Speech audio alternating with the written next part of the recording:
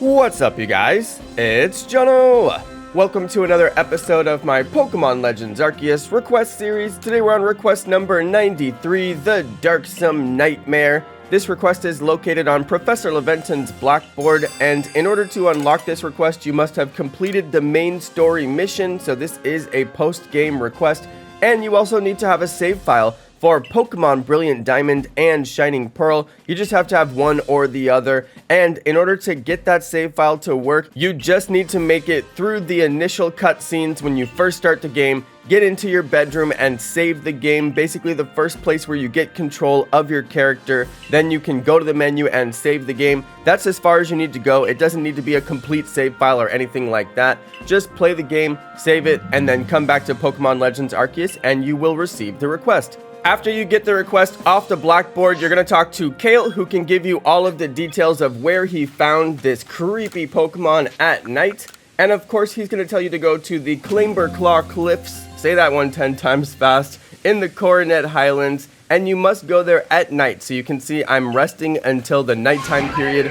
And then I'm just going to head right over to the Clamberclaw Cliffs area. This is also the location of an Alpha Bronzong. So if you're looking for this location, it's not too hard to find. So you just have to fly right past the Lonely Spring, and the Clamberclaw Cliffs area is right past there. Make sure you do rest until the nighttime period, because you cannot do this in the evening or any other time of day. It will only work at night. And if you did it correctly, then you should arrive here to this cutscene right here, where Darkrai is kind of creeping us out and stalking us. But that's okay, because we are stalking Darkrai, because we're going to catch this Darkrai. And that is the requirement for this request. You need to catch Darkrai. Don't worry if you knock out Darkrai, that's okay, it will respawn. You may need to go back and forth to Jubilee Village to get it to respawn, but that's fine. If you just want to battle it and test your skills against Darkrai, no worries. It will reappear if you defeat it. So don't worry about if you accidentally defeat it. But if you're trying to complete this request as quickly as possible,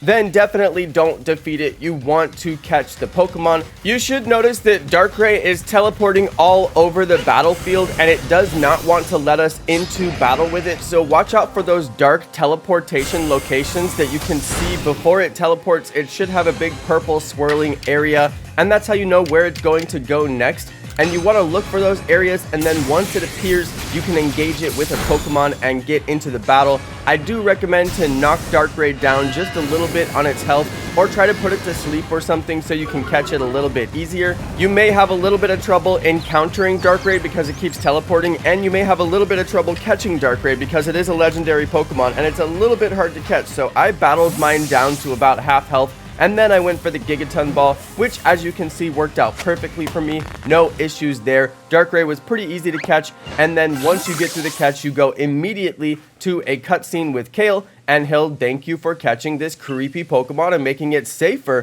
for the people of the land of Hisui to roam around at night. No one else will fall victim to such nightmares ever again. Congratulations, trainers. You've got another legendary Pokemon. Alright, so there we go, you guys. We completed the request, and our reward is one extra large XP candy. That is an extra good reward for this request. So they gave us a really fantastic reward. Of course, we're in the post-game, so we've got post-game rewards, and these are some really good rewards. Oftentimes, they're the best rewards in the game, as in this case, I would consider an extra large XP candy one of the best rewards for any request in the game. So make sure you use it wisely. They are very expensive candies. You want to use it on a Pokemon that is very, very good in your party that you plan to use for quite a while. Don't just waste that extra large XP candy on a Wurmple or something. They are very, very good candies. You want to hang on to those and use them strategically. Alright, speaking of playing strategically, I am going to check out the summary of my Darkrai.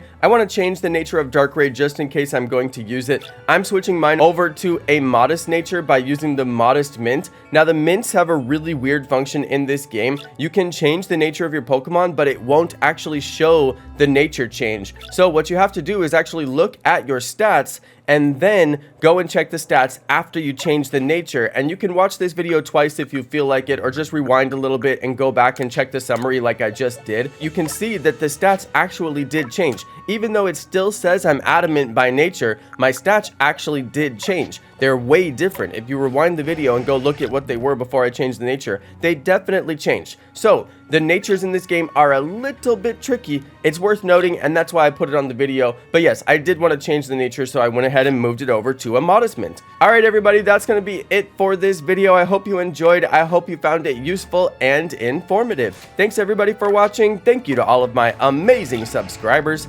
and peace!